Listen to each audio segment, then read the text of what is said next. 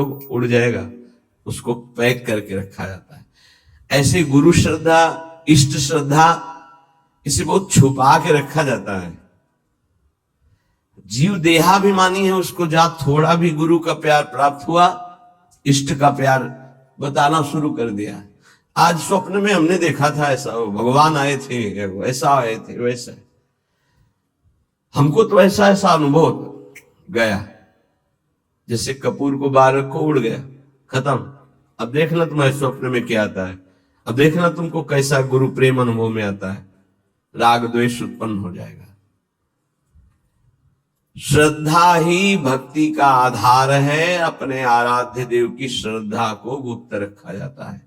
जितना गुप्त रखोगे उतना बढ़ेगी, जितना प्रकाशित कर दोगे उतनी खत्म हो जाएगी। ये बिल्कुल गांठ बांध लो इस। आराध्य देव गुरुदेव संबंधी प्रीति को प्रकाशित नहीं किया जाता, उसको छुपाया जाता है।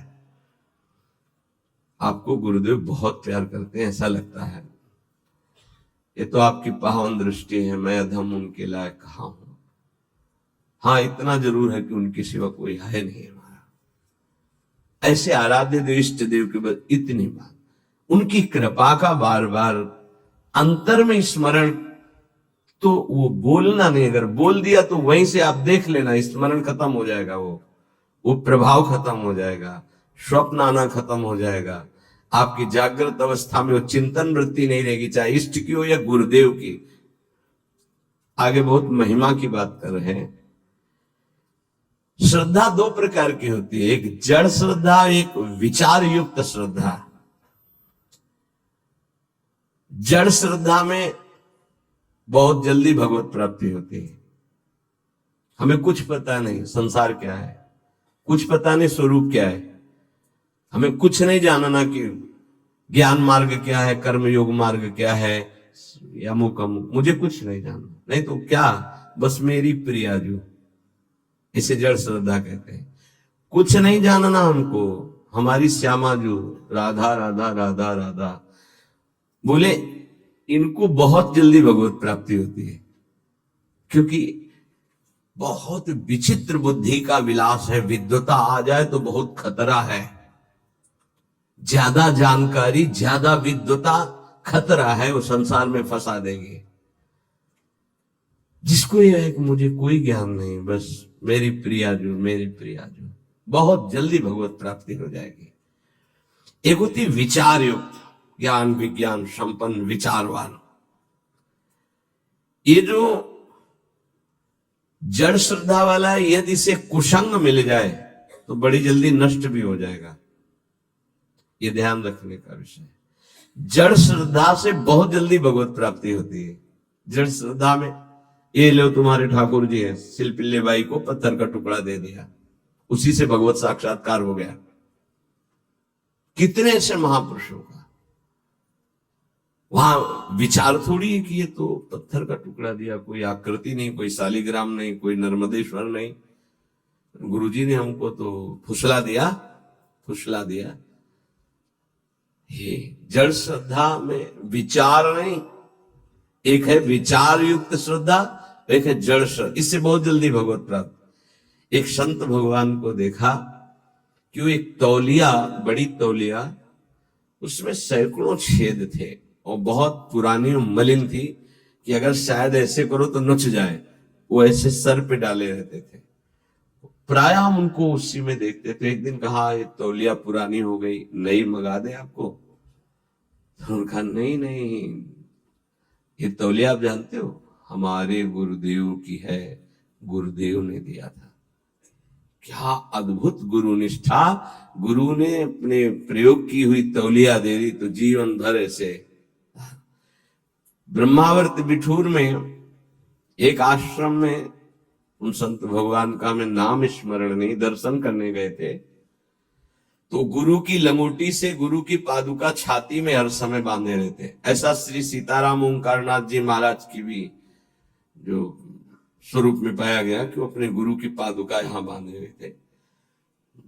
नवीन नवीन प्रश्न किया कि ऐसा, बस उन्होंने इतना ही कहा कि इससे हमारे हृदय में रहता है, मेरे गुरुदेव मेरे छाती से लगे। इसे जड़ श्रद्धा कहते हैं। विचार की जरूरत नहीं है। गुरु प्रसादी गुरु वस्तु, इष्ट प्रसादी इष्ट वस्तु, ये जीवन बन जाता है, ये जीवन हो जाता है। उसमें विचार की जरूरत नहीं। बिना ही विचार करी शुभ जानी। हमारी आसक्ति इतनी हो जाए कि विचार करने की गुंजाइश न रह जाए इष्ट और गुरु में। लेकिन ऐसे साधकों के लिए गिरने की भी बहुत चांस जोरदार होते हैं। तुम देखो ना, तुम्हें कोई ठाकुर जी दिए हैं क्या? ये पत्थर है, तुम्हें फुसला दिया, अच्छा तो अब विचार रहित है, विचार जागृत नहीं हुआ तो भटक भी सकता है। पूज्य बाबा कह रहे हैं उपास्य के विषय में यदि कोई तर्कना करने वाला मिले तो उससे भाग पड़ो। उपास्य देव गुरुदेव के संबंध में यदि कोई तर्कना उपस्थित करे तो ऐसे व्यक्ति से तत्काल दूरी बनाओ, नहीं तो वो आपकी श्रद्धा का अपहरण कर लेगा। यदि उपास्य देव के सेवा सुख की चर्चा, उनकी लीला की चर्चा तो ठीक है, उपास्य देव के विषय में कोई तर्क वाली बात नहीं सुननी है। उपासना में भारी विघ्न पड़ जाता है जब तार्किक पुरुषों का संग जड़ श्रद्धा वाले को हो जाता है। बहुत विचित्र खेल है, बहुत संभलना है, बहुत विवेक की बात है। बिल्कुल संग छोड़ देने, जड़ श्रद्धा में फिर फर्क पड़ जाएगा। विचारवान तो अपने को संभाल लेगा, लेकिन जड़ श्रद्धा वाले में फर्क पड़ जाएगा। और अगर जड़ श्रद्धा पुष्ट हो गई तो भगवत प्राप्ति हो गई। उपासना में जो विघ्न है वो सबसे बड़ा तार्किक पुरुषों का संग है। पूज्य बाबा गुरुदेव के बताए मंत्र, गुरुदेव के दिए उपास्य देव और गुरुदेव की दी हुई साधना में किसी का हस्तक्षेप बर्दाश्त न करें। इस बात को बहुत जोर से पकड़ लीजिए यदि मंगल चाहते हो तो। गुरुदेव के बताए हुए मंत्र, गुरुदेव के दिए हुए इष्ट देव और गुरुदेव की बताई हुई उपासना साधना में कभी भी किसी भी तरह का हस्तक्षेप बर्दाश्त न करें। बहुत वो बहते देखा ऐसे प्रवाह में बहते हुए कि वो पकड़ में नहीं आ रहे, चले गए, संसार की दलदल में पुनः फंस गए। कभी भी ऐसे तार्किक पुरुषों का संग न करे जो आपकी उपासना का खंडन कर रहे हो। ये गांठ बांध लीजिए, बहुत हानि हो जाती है, अश्रद्धा हो जाती है। बहुत संभालना है क्योंकि बहुत कोमल श्रद्धा होती है। ये सूक्ष्म विषय सत्संग है, इसको अच्छे से समझना। हमारा भाव बढ़ता चला जाए, तार्किक पुरुषों के द्वारा भाव घट जाता है और यहां तक कि नष्ट भी हो जाता है। जो विचारवान भक्ति वाले होते हैं उनको बहुत विलंब से भगवत प्राप्ति होती है, पर उन विचारवानों को जल्दी कोई भ्रष्ट नहीं कर सकता। ये बात समझना, क्योंकि वो ज्ञान विज्ञान संपन्न है, तत्काल हर बात को काटने की क्षमता रखते हैं। पर जड़ श्रद्धा वाला काटने की क्षमता नहीं रखता, वो तो आसक्त होने की क्षमता रखता है। अब उसकी अगर आसक्ति परिपक्व हो गई तो फिर भगवत प्राप्ति। शिल्पी बाई की जिसे चर्चा में आता, उनका ब्याह हुआ तो वो अपने वही जो पत्थर का टुकड़ा उसे ठाकुर जी मानकर गुरुदेव जी ने दिया था, तो वैसे ही सजा कर ऐसे साथ पति ने देखा बार बार, तो वो पति की तरफ देख ही नहीं रही थी। जब नया ब्याह हुआ तो उसने सोचा क्या है इसकी गोद में जो हमारी ओर ये देख ही नहीं पा रही, क्या है? बोले हमारे ठाकुर जी है। एक नदी पास में थी, लिए से फेंक दिए कि हमारे और आपके बीच में यही है ना बाधक, फेंक दिया। अब तो उसके प्राण व्याकुल हो गए, मेरे प्रभु। ये देखो जड़ श्रद्धा है और आसक्ति प्रबल हो गई, श्रद्धा प्रबल आसक्ति में बदल गई। घर ले गए, ना आंख खोलना, ना बात करना, ना पानी पीना, ना भोजन पाना, बहुत विनय की तो आंख खोल के कहा मैं अपने प्राण त्याग दूंगी, एक बूंद जल नहीं लूंगी यदि हमारे ठाकुर जी नहीं आए। अब समस्या है, नई बहू है, अगर नहीं तो फिर प्राण त्याग देगी, फिर वापस रहेंगे। तो उनका यदि तुम्हें इतना प्रेम है तो बुलाओ ना अपने ठाकुर जी को। जल में फेंक दिया है, अरे वो पत्थर है, पत्थर का टुकड़ा है, कोई भगवान नहीं, तुमको ऐसे केवल बहकाया गया है, तुम्हारे गुरु ने तुमको बहकाया, कोई भगवान नहीं है वो। तो उन्होंने कहा ऐसा नहीं, आप एक शब्द ऐसा मत बोलिए। और ऐसे बाह करके जे ही पुकारा तो वही जल से निकल कर ऐसे आए और श्री कृष्ण रूप धारण करके हृदय से लगा लिया।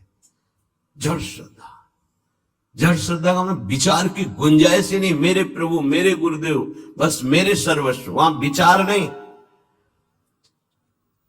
यद्यपि जड़ श्रद्धा सरल भक्त हृदय को भगवान बहुत जल्दी मिलते हैं, जैसे आढ़िया जी का सुनाया था। जैसे एक भक्त बस सुन लिया कि चतुरासी जी के गायन से प्रियालाल का रूप साक्षात्कार होता है, छुटी 84 भ्रमंते निर्भय जुगल किशोर, तो एक ही पद बनी श्री राधा मोहन जी की जोरी, गाय चरा रहा है गा रहा है, बार बार यही बनी श्री राधा मोहन जी की जोरी। पीछे से नूपुरों की धुनी आई तो मुड़ के देखा थे गौर श्याम जोरी पीछे पीछे चल रही। जैसे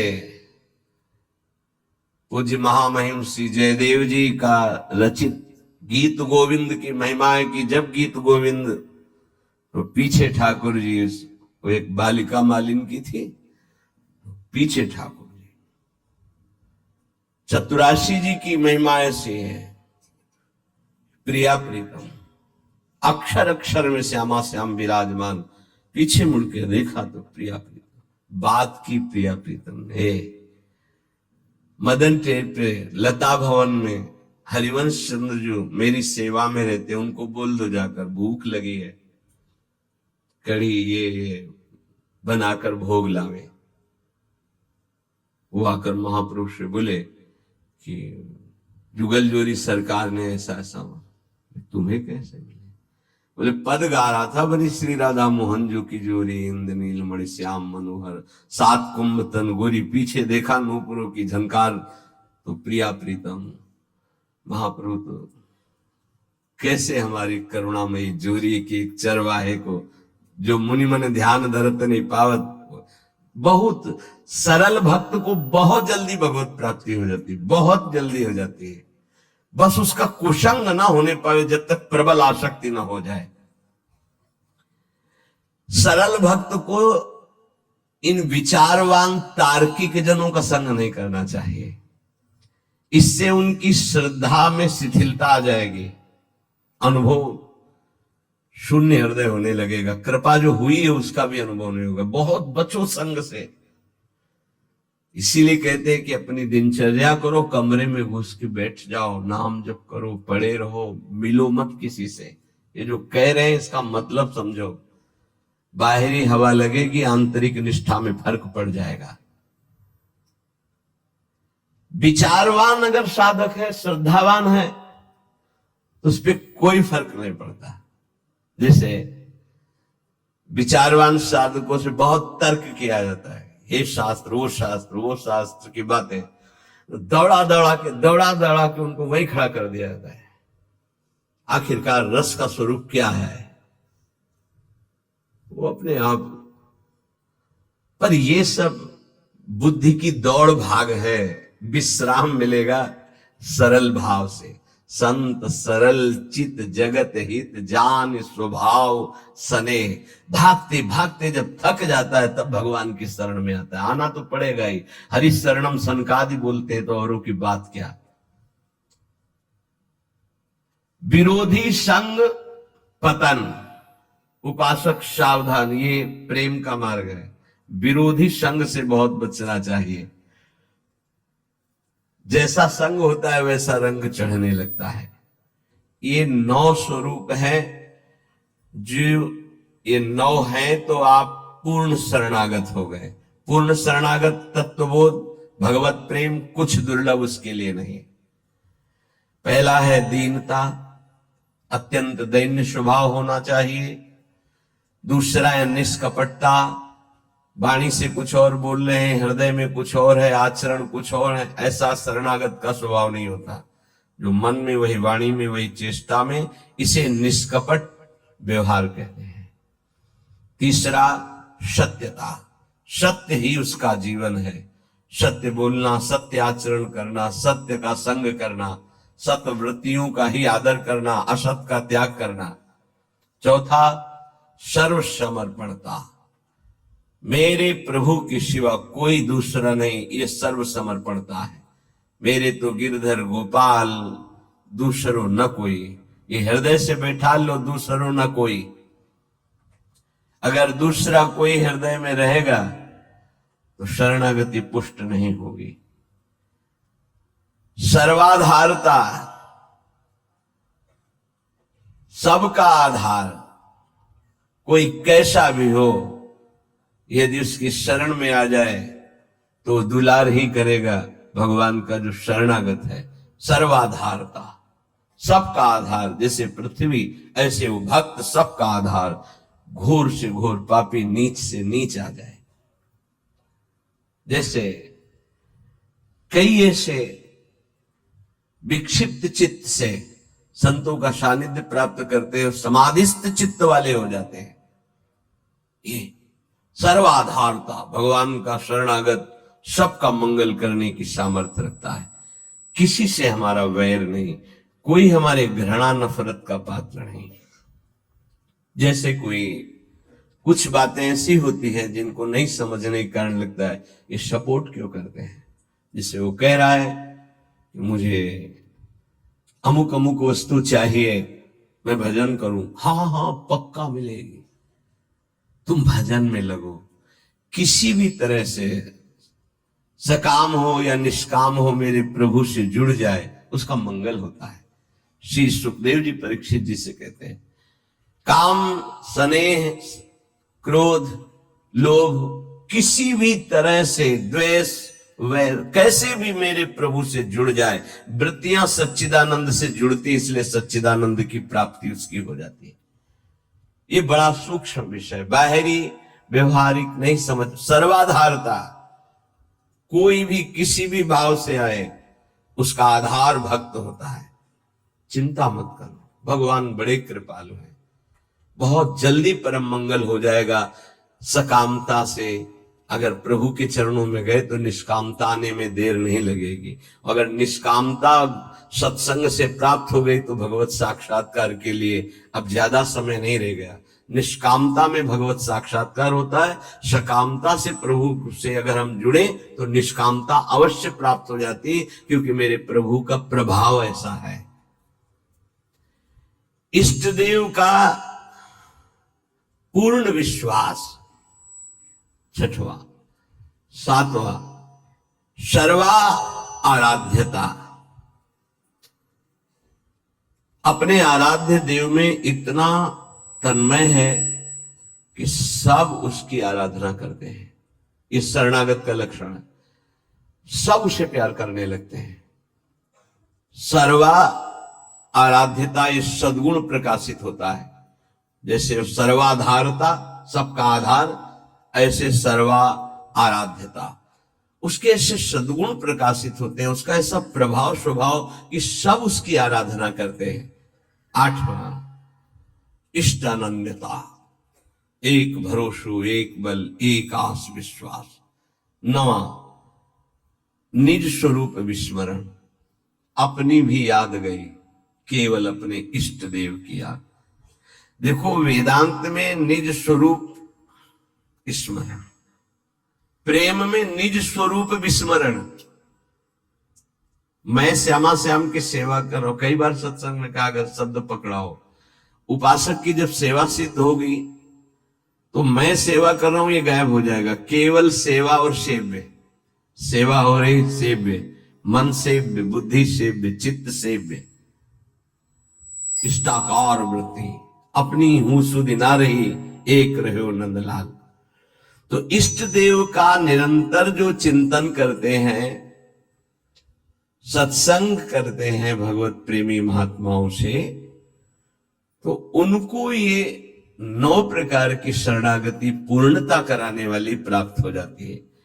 फिर तो इतना आनंदमय जीवन होता है जैसे खाण का खिलौना है, चीनी का, दीपावली में वो प्रकाशित होता है, घोड़ा बने हुए और उसमें बैठे हुए। तो चाहे जहां से शुरू करो मीठा ही मीठा है, उसमें मीठा ही है, दूसरा कुछ नहीं है। ऐसे ही उपासक को संपूर्ण विश्व आनंदमय अनुभव होने लगता है, क्योंकि भगवदाकार वृत्ति है, इष्ट के सिवा कोई नहीं। उसका उठना बैठना चलना फिरना खाना पीना सोना जागना सब आनंदमय होता है। और यही हम चाहते हैं कि हम सर्वानंदमय हो जाए, लेकिन भोगों को भोगने से नहीं, संसार के चिंतन से नहीं, रुपया के बल से नहीं, बुद्धि के बल से नहीं, भगवत भक्ति के प्रभाव से सर्वानंदमय हो जाएंगे, दसों दिशाएं आनंदमय हो जाएंगे। नाम जपत मंगल दिशि दसहु, दसों दिशाएं उसके लिए मंगल भवन हो जाएंगी, जो नाम जप कर रहा है, भगवान के चिंतन में है। बड़ा उपहास करने की चेष्टा की महाप्रभु चैतन्य देव की। काशी में विराजमान अपने मठ में, जहां हजारों शिष्य वेदांत दर्शन के अनुसार चलने वाले, ब्रह्मबोध की स्थितियां, जब महाप्रभु चैतन्य देव का यश प्रकाशित हुआ तो सुना एक सन्यासी होकर नृत्य करते हैं, कीर्तन करते हैं। ऐसा सभाओं के बीच में ऐसा नगर कीर्तन होता है, घर में बंद करके दरवाजा कीर्तन होता है। भगत लोग खूब अच्छे अच्छे पदार्थों का भोग लगाते हैं। बड़ा उपहास का भाव उनके अंदर आया। सन्यासी होकर ये नाचते हैं गाते हैं, ऐसा इनको तो एकांत में बैठ करके समाज चिंतन शून्य होकर आत्मस्वरूप में स्थित होना चाहिए। ये व्यवहार ये तो प्रारंभिक भक्ति के साधकों का होता है, ऐसा नहीं होना चाहिए। जो प्रेम की महिमा नहीं जानते, चाहे जितने बड़े ज्ञानी हो, उनकी भाषा बदल जाएगी। प्रेम एक अलौकिक दिव्य भगवत तत्व को भी अधीन करने वाली सामर्थ्य का नाम है। जहां भगवान की भगवत्ता का विस्मरण कर दे, जीव के जीवत्व का विस्मरण कर दे। अभी आम ब्रह्माष्टमी की सिद्धि वाले कैसे जाने? इन्होंने लिखा एक पत्र में महाप्रभु को कि जो कबूतर है वो कंकड़ चुनता है, बाजरा आदि चुनता है, इतना उसके अंदर विकार होता है। अच्छे अच्छे पदार्थ पाने वाला क्या निर्विकार हो सकता है? क्या ये संन्यास धर्म है? ऐसे कई बातें हैं।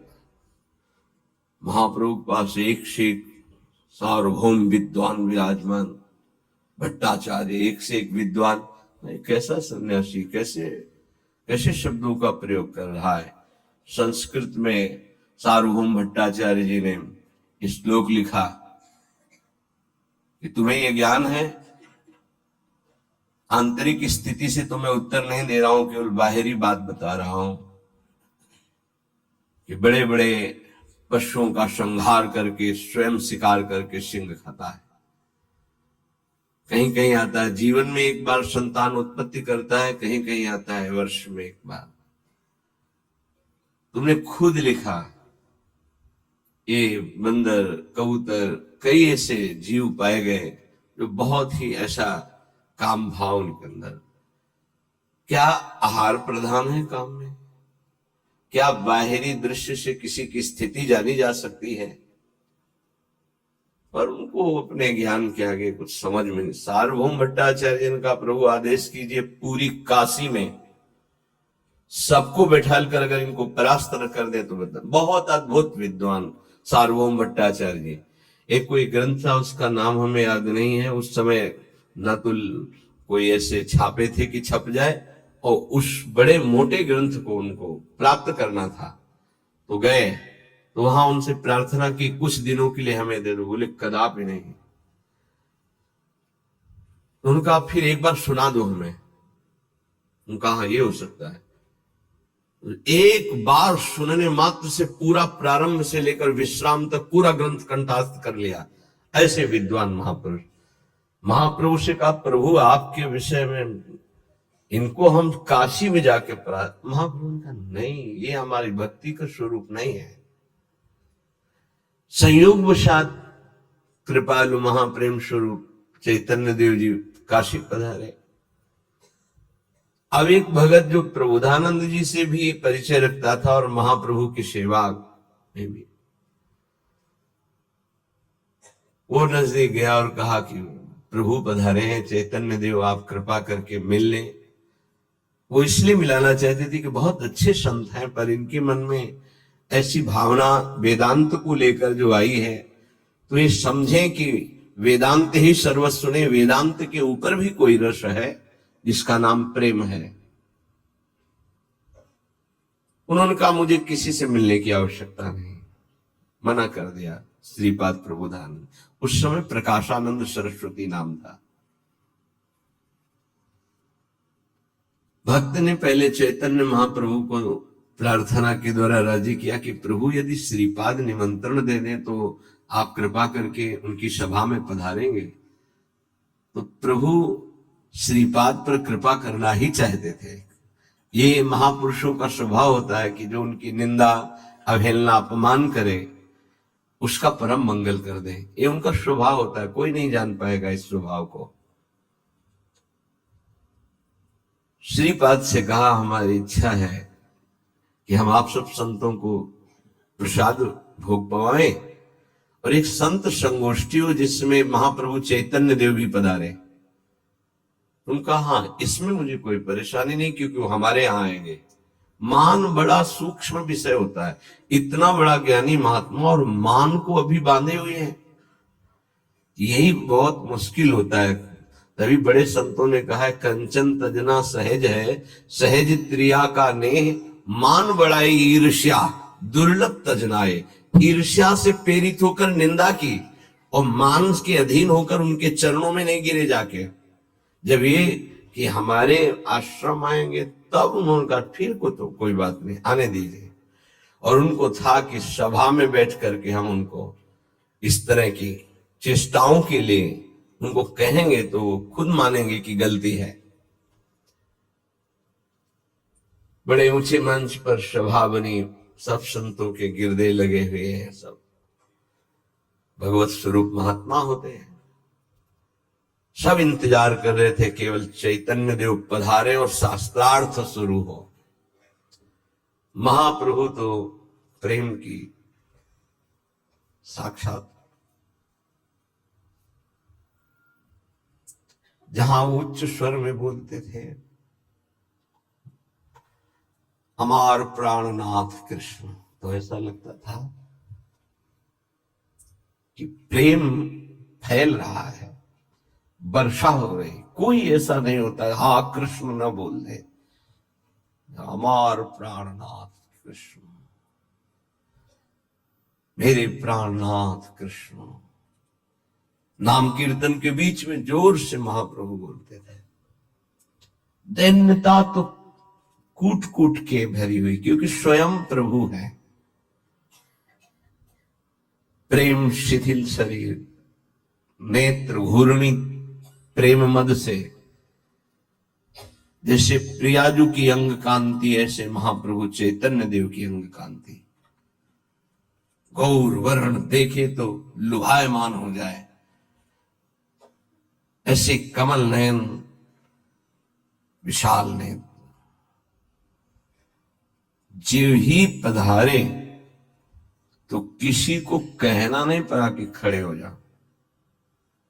जितने सब थे उनके रूप माधुरी को देखते ही खड़े हो गए।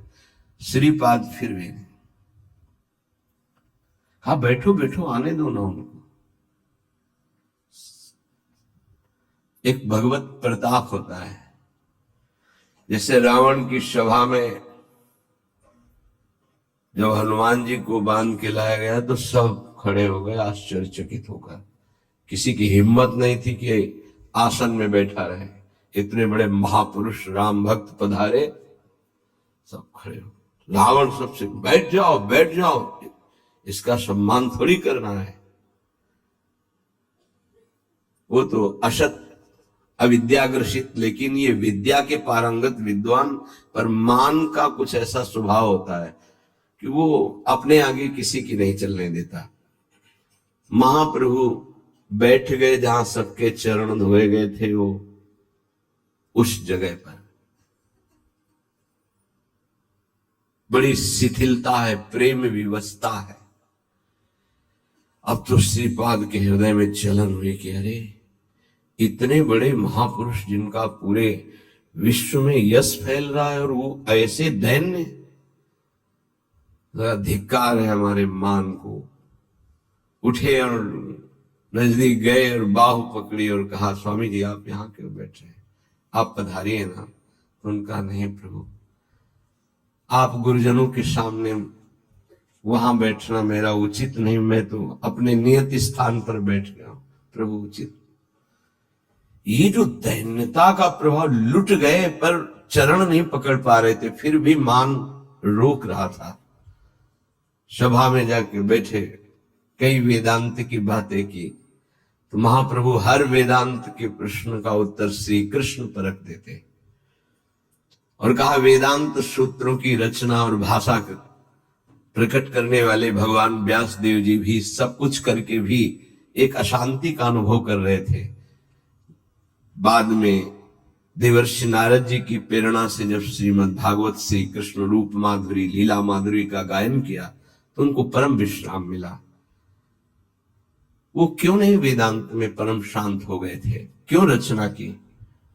बहुत विशेष चर्चाएं हुई, श्रीपाद प्रभावित तो हुए पर बार बार तर्क उठ रहा था, क्योंकि बहुत बड़े विद्वान थे।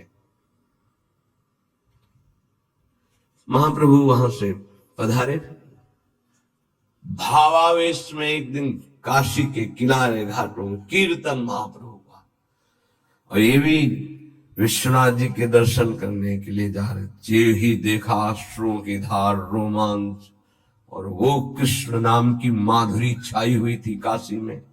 अब लगा कि अब नहीं, अब मान का बोझा मैं नहीं ढो सकता।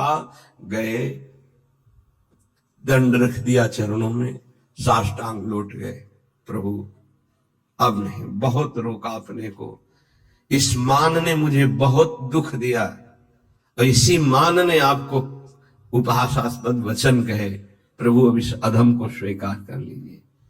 महाप्रभु श्री भावावेश में उठाए और कहा, प्रकाश तो हो चुका है पर प्रबोध नहीं हुआ।